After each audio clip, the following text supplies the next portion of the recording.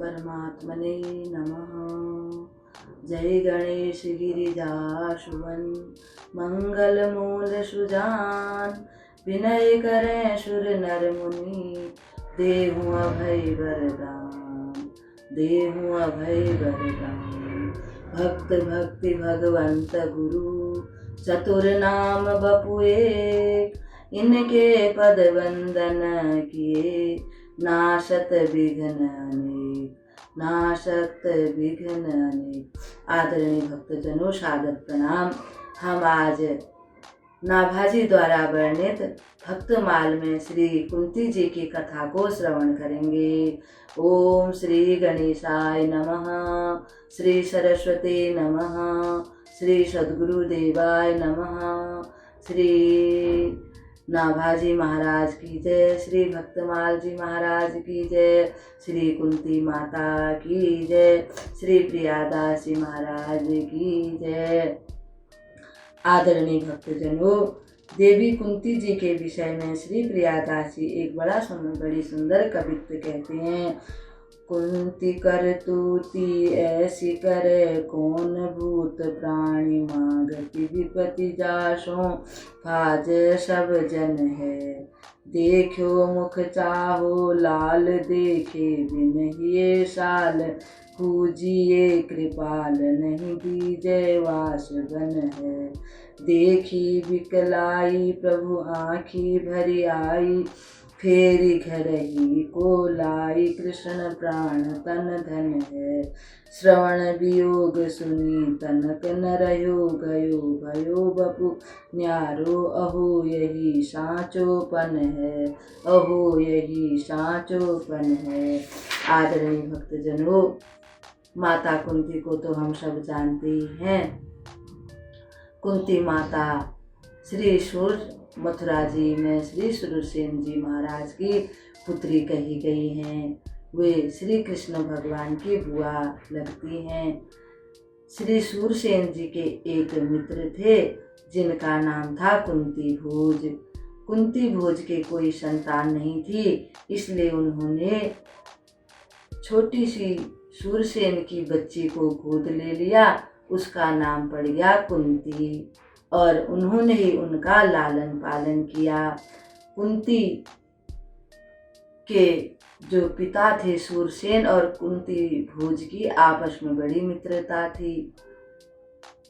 मित्रता होने के कारण उन्होंने अपनी पुत्री उनको दे दी। कुंती को लेकर के वे अपने राज्य में आए और बड़े ही प्रेम से कुंती का लालन पालन करने लगे। जब कुंती की अवस्था किशोर अवस्था की थी, तब वहाँ पर एक बार दुर्वासा ऋषि आए। वो श्री दुर्वासा जी महाराज की जय। दुर्वासा की सेवा करने के लिए कुंती भोज ने कुंती को उपयुक्त किया, यानी कहा, पुत्री तुम इनकी अच्छी प्रकार से सेवा करना। कुंती बड़े सुशील स्वभाव की थी। कुंती मैया ने दुर्वासा मुनि की इतनी अच्छी प्रकार से सेवा की। जब भी वो कुछ भी कहते थे, कुंती माता भगवान जी के लिए फूल तोड़ के लाती थी, दिया जला देती थी, धूप जला देती थी, वहाँ अच्छी प्रकार से चौका लगा देती थी। सारे भगवान के पूजा के बर्तन इत्यादि प्रसाद सब बना करके लाती थी। दुर्वासा ऋषि का आसन इत्यादि बिछा देती थी। बड़ी सेवा उन्होंने की। तो उनकी सेवा से प्रसन्न होकर के दुर्वासा जी ने कहा, पुत्री मैं तुमको एक मंत्र देता हूँ। जब भी तुम्हारा मन किसी देवता को बुलाने के लिए हो, तुम इस मंत्र का उपयोग करना, यानी इस मंत्र को बोलना और वो देवता तुम्हारे सम्मुख प्रकट हो जाएंगे। माता कुंती बड़ी प्रसन्न हो गई और एक दिन वह अपने महल के छज्जे पर खड़ी थी। तो उसने सोचा कि मैं मंत्र का प्रयोग कब करूं, कैसे करूं। उनके मन में बड़ी जिज्ञासा थी। अब किशोरावस्था होने से हर किसी को जिज्ञासा होती है। वो सोचने लगी, मंत्र सच्चा भी है क्या, झूठा भी है, या मेरे को ठीक प्रकार से करना आएगा या नहीं आएगा। यही सोच सोच कर वह बार बार मन में विचार करती थी। प्रातःकाल जब वो अपने छज्जे पर खड़ी हुई, उसने देखा कि आसमान में सूर्य नारायण उदय हो गए हैं। उन्होंने उनको प्रणाम किया और अपने मंत्र का प्रयोग कर दिया। मंत्र का प्रयोग करते ही सूर्य नारायण उनके सम्मुख प्रकट हो गए। वो श्री सूर्य भगवान की जय। अब कुंती मैया बड़ी घबरा गई और कहने लगी, हे सूर्य नारायण, आप जैसे आए हो वैसे चले जाओ। उन्होंने अपने मन की बात बता दी सारी। गुरुजी ने मुझे मंत्र दिया था, मैं तो यही जांच रही थी इस मंत्र को सही प्रकार से मैं कर भी पाऊंगी कि नहीं। सूर्य नारायण बोले कि तुमने अतिथि का सत्कार करने के बदले उसको अनादर किया है, इसलिए मैं तुमको श्राप भी दे सकता हूँ। कुंती बड़ी घबरा गई और कहने लगी, हे प्रभु, अभी मैं कुंवारी हूँ, मेरे माता पिता की, मेरे परिवार वालों की और मेरी भी बड़ी बदनामी होगी, इसलिए मैं अभी आपका जो वरदान है उसे स्वीकार नहीं कर सकती हूँ। सूर्य नारायण ने कहा, हे कुंती, हे देवी, तुम कुंवारी, अगर तुम्हारा बालक उत्पन्न हो भी जाएगा तब भी तुम कुंवारी ही रहोगी और इस बात का किसी को पता भी नहीं चलेगा। तब कुंती माता क्या करती, सूर्य नारायण के आशीर्वाद से उनके एक बड़ा सुंदर पुत्र हुआ। कहते हैं वो कुंती मैया के कान से हुआ था, इसके उनका नाम कर्ण पड़ा। माता कुंती बहुत ही घबरा गई। बालक को देख करके उनके मन में बड़ी पीड़ा होने लगी कि ये इस बालक को मेरे को पालना चाहिए थे, मेरी गलती के कारण अब ये बालक दुख भोगेगा। बदनामी अपने माता पिता की, अपने राज्य की बदनामी के डर से उन्होंने उस बालक को एक सुंदर सी पेटी में रख करके जमुना जी में बहा दिया। समय आने पर माता कुंती का विवाह पांडु महाराज से हुआ, जो हस्तिनापुर के राजा थे। माता कुंती हस्तिनापुर आ गई। पांडु महाराज ज़्यादातर बीमार ही रहते थे, क्योंकि उनको पीलिया की शिकायत रहती थी, इसीलिए उनका नाम पांडु पड़ा। फिर एक और विवाह उनका मद्र देश की राजकुमारी माद्री के साथ हुआ। एक समय वे लोग वन में विहार करने के लिए गए थे। एक ऋषि का उनसे अपराध हो गया, ऋषि ने उनको श्राप दे दिया। फिर वो राजमहल में आए। राजमहल में पितामह भीष्म को उन्होंने सारी बात बताई और ये भी कहा कि अब मुझे इस श्राप का प्रायश्चित करना चाहिए। प्रायश्चित करने के लिए मैं वन में जा रहा हूँ। वे अपनी दोनों रानियों को लेकर के वन में चले गए। अब वन में ही पांडु महाराज और कुंती माता और मानवी माता निवास करने लगे।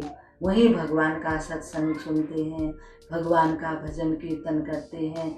ऐसे ही वो अपना जीवन बिताने लगे। एक समय सत्संग में एक महात्मा ने बोला कि पुत्र के बिना कल्याण नहीं है, मुक्ति भी नहीं मिलती पुत्र के बिना। महाराज पांडु बड़े चिंतित हो गए और बड़े दुखी हो गए। जब उनके दुख का कारण माता कुंती ने पूछा, तब उन्होंने कहा कि मेरा तो उद्धार ही नहीं होगा, मेरे को मुक्ति नहीं प्राप्त होगी पुत्र के बगैर। माता कुंती ने कहा कि आप चिंता मत कीजिए, मेरे पास एक ऐसा मंत्र है जिससे मैं जिस देवता का आह्वान करूंगी वो मेरे सम्मुख प्रकट हो जाएंगे और हमको पुत्र की प्राप्ति हो जाएगी। पांडु महाराज बड़े प्रसन्न हुए। उन्होंने कहा कि तुम मंत्र का प्रयोग करो। माता कुंती ने मंत्र का प्रयोग किया।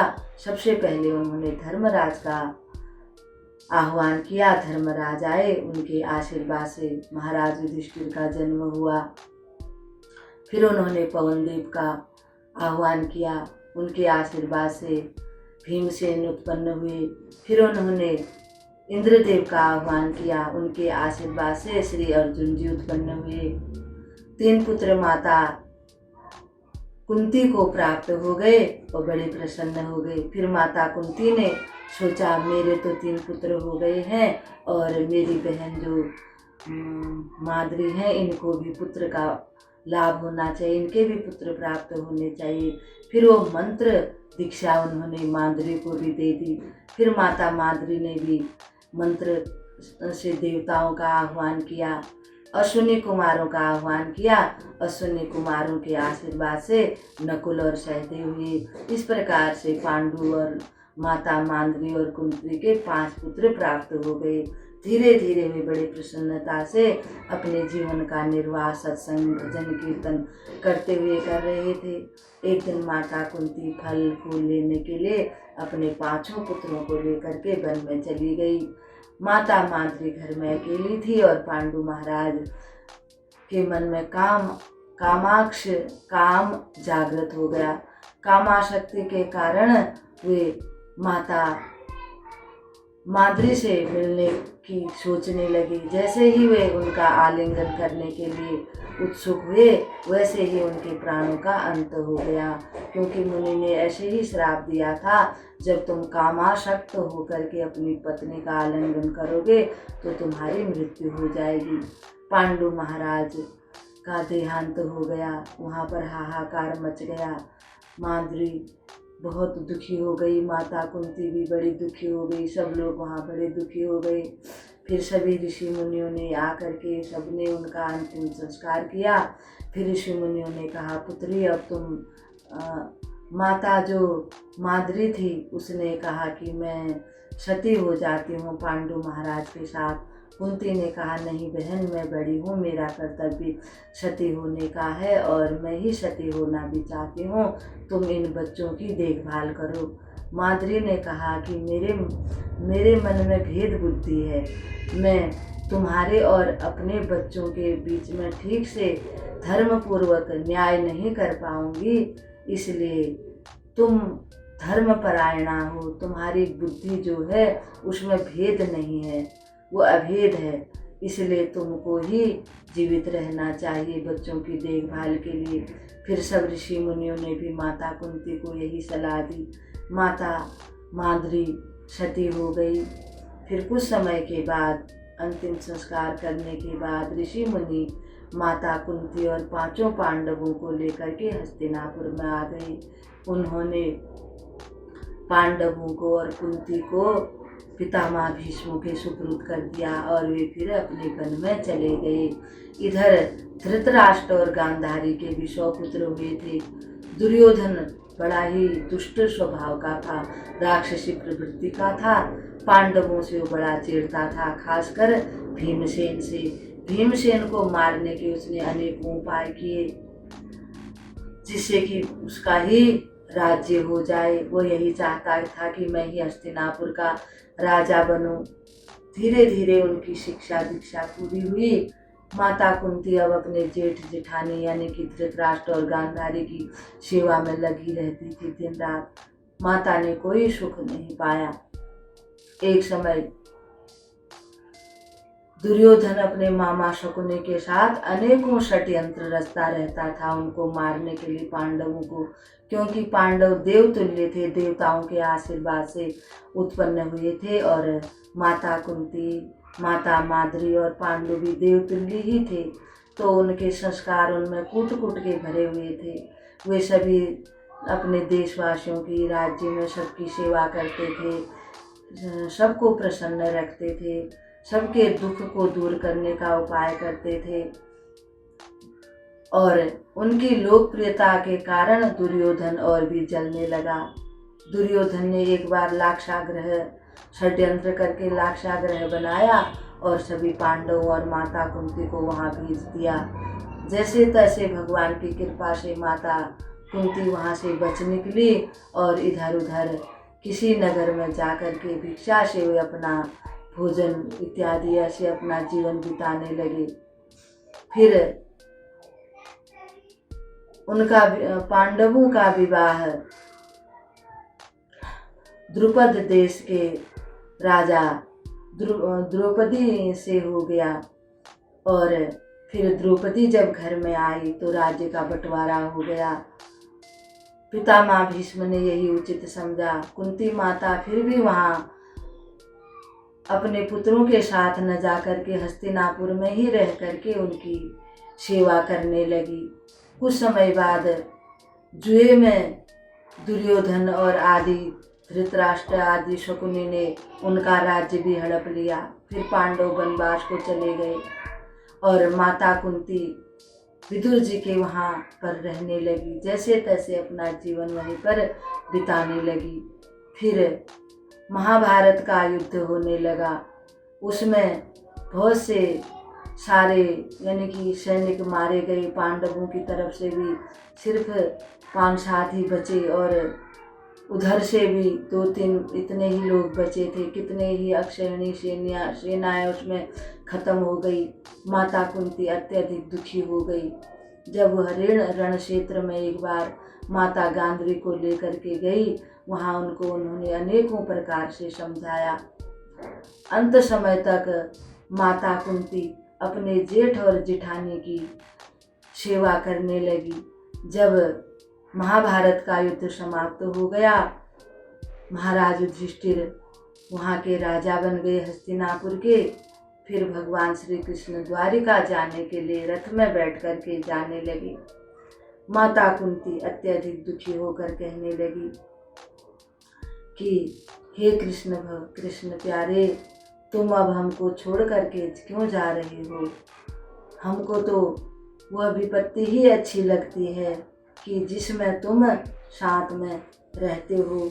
अब इस राज्य से हमें क्या प्रयोजन है, क्योंकि दुख के समय तुम हमेशा हमारे साथ रहे, इसलिए वो दुख भी हमें दुख नहीं लगता। तुम्हारे बगैर तो मेरे मन कहीं भी नहीं लगता। मेरे हृदय में तो तुम्हारे को देखने की हमेशा से इच्छा बनी रहती है। तुम्हारे बगैर तो मुझे शूल के समान ये सारा संसार लगता है। इसलिए हे प्यारे, तुम मत जाओ, मुझे दुख ही दे दो ताकि तुम हमारे साथ में रहो। माता कुंती एक श्लोक कहती हैं, विपदः सन्तु न शाश्वत तत्र तत्र जगद्गुरु भवतो दर्शनं यत्स्यात् पुनर्वन् दर्शनं पुनर्भव दर्शनं। हे कृष्ण,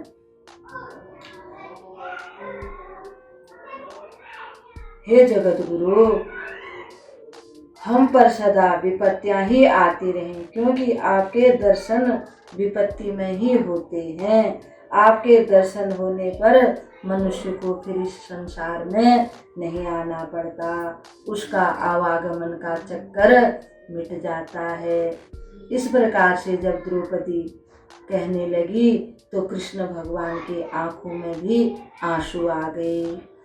द्वारका को वे जा रहे थे, परंतु माता कुंती के कहने पर फिर से वे माता कुंती के घर में लौट करके आ गए।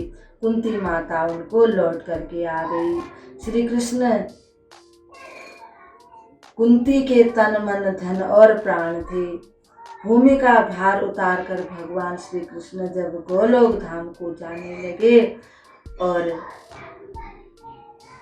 माता कुंती को वे बड़ा याद करते हैं। इधर माता कुंती भी उनको बड़ा याद करती हैं बार बार। जब माता कुंती को पता चला कि श्री कृष्ण भगवान तो गोलोक धाम को चले गए हैं, ऐसा जब ये शब्द उनके कान में पड़ा, उसी समय उन्होंने भी अपने प्राणों को त्याग दिया। धन्य है कुंती माता और धन्य है उनकी भक्ति और धन्य है भगवान जो अपने भक्तों पर इतना प्यार करते हैं। अब हम आज की कथा को यहीं पर विराम देते हैं। कल भगवान के एक और भक्त की कथा के साथ आपके साथ सामने उपस्थित होंगे। तब तक के लिए नमस्कार। तेरा पल पल बीता जाए मुख से जप ले नमः शिवाय। तेरा पल पल बीता जाए मुख से जप ले नमः शिवाय। ओम नमः शिवाय, ओम नमः शिवाय, ओम नमः शिवाय, ओम नमः शिवाय। तेरा पल पल बीता जाए मुख से जप ले नमः शिवाय। तेरा पल पल बीता जाए मुख से जप ले नमः शिवाय।